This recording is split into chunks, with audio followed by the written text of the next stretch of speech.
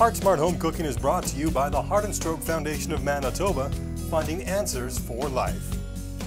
Welcome to Heart Smart Home Cooking here on Shaw TV. March is Nutrition Month, and today we are joined by Jennifer Wojcik, Nutrition Manager at the Heart and Stroke Foundation of Manitoba. And today you're going to show us how to make a pasta sauce. Now, Jennifer, why should we be making homemade pasta sauces rather than the store-bought variety? Right. Well, the use of quick and convenient foods such as your store-bought pasta sauce has definitely increased over the years, and I think that's mainly due to our busy lifestyles.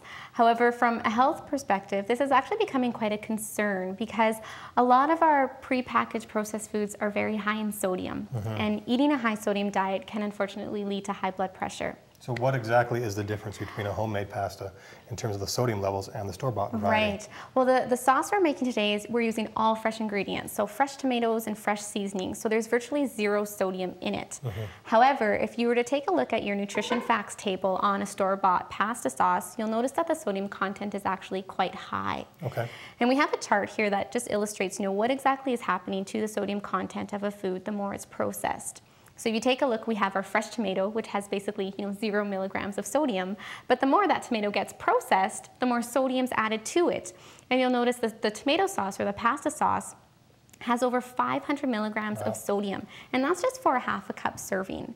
So that's the reason why you want to take the time to make your own pasta sauce rather than using the store-bought all the time. Okay, so what do we need to do to start this recipe off? Okay, so the first thing we need to do is we have about a tablespoon of canola oil heating up in our pot, and canola oil always a great choice to use in any cooking you do because it has mostly made up of a healthy fat. Okay. So then we need to add one diced onion and give that a stir in our oil, and we're gonna let that cook just for a little bit until the onions are nice and soft.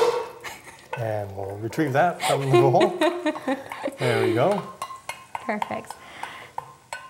Okay, we got all that in there. So the next step we need to do is we need to prepare our tomatoes.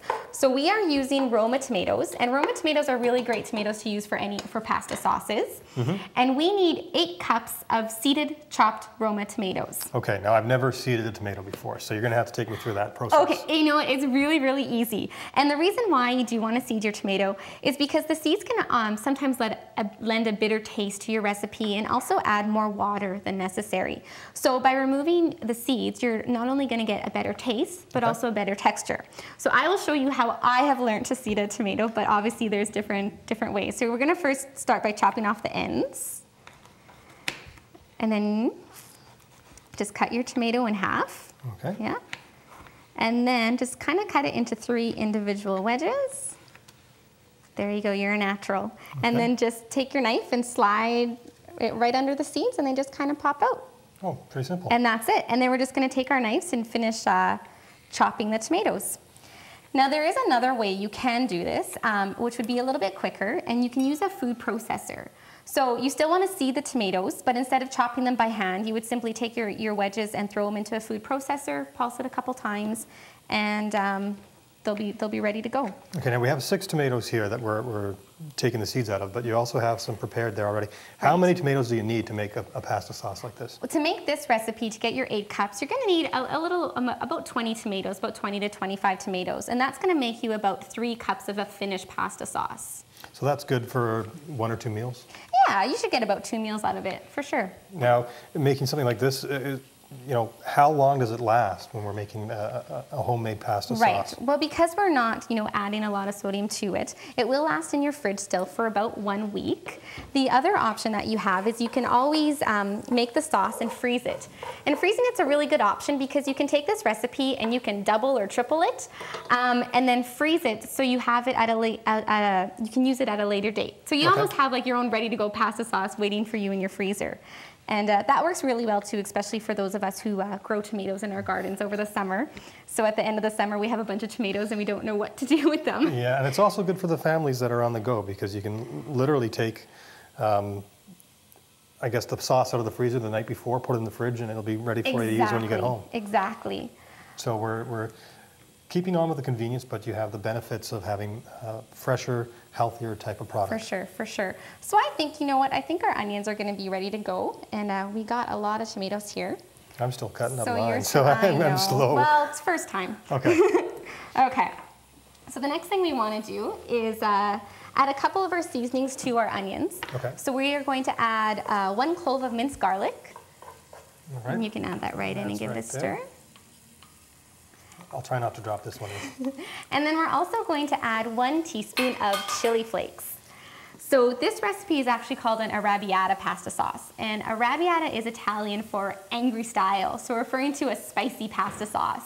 Okay. So you can add a little more or a little less chili flakes depending on how angry you would like your pasta sauce to taste. Let's make this one angry. We want to make it a little angry, okay. So we want to make sure that this doesn't stick to the bottom of the pan. Right. Or burn in any way. And again, we're using the canola oil, which is better for you. Yeah, for sure. So now I'm going to pass you our tomatoes, and you can throw those right in.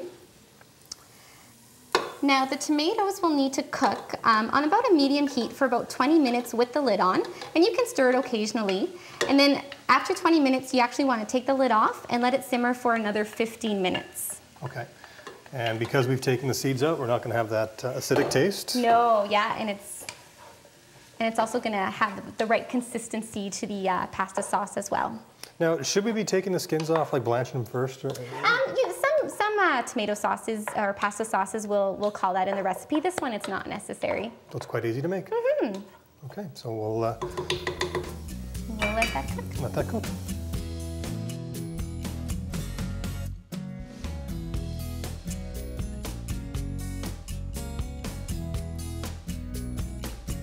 Okay, so our pasta sauce has been cooking for about 30-35 minutes or so, and everything's all nice and soft, and it's starting to get very, very appealing, angry. actually. It's an angry, yeah, it's an angry sauce. So is there anything else we need to do before we start putting it over the pasta? Yes, we need to add a couple more ingredients. So we are going to add some seasonings. So we have just a 1/4 teaspoon of sugar. All right, and that just goes in just like that? Go... Perfect. You know, when we first started doing the recipe, I thought this was salt, but I know. it's a low sodium recipe, so I was fooled. That's right, no salt in this recipe. We're also going to add 3 tablespoons each of fresh oregano and fresh basil. So you can go ahead and put that in. Now, using the fresh oregano and basil, it's going to give this recipe such an amazing flavor that you will not even notice we haven't added any sodium to the recipe. Also, the fact that we're adding the fresh oregano and basil at near the end of the cooking process, that's going to help maximize their flavor as well. Okay, and this just has to cook for a couple minutes? Yeah, just a couple minutes. Just to soften up? Yeah, for sure. When if you don't have access to the fresh herbs, can you use a dried herb as a substitution? You can. The general substitution is for 1 tablespoon of the fresh oregano and basil. You can use 1 teaspoon of the dried oregano and basil. But keep in mind that the fresh herbs, they're so fragrant and provide such an amazing flavor that some people find that if they use the dry, they just don't get that same flavor to the sauce. So I would recommend using the fresh for sure. So fresh is always better. That's right. It looks like we're ready to go. We are. So we are going to serve our pasta sauce over a bowl of whole wheat penne pasta. So if you want to scoop a couple. Now the great thing about this pasta sauce is it's so versatile that you can really use it in any recipe that calls for, a tomato or pasta sauce. So whether it be a lasagna or a chili, and also remember that it's low in sodium. So you're going to help reduce the sodium content of any recipe you use it in.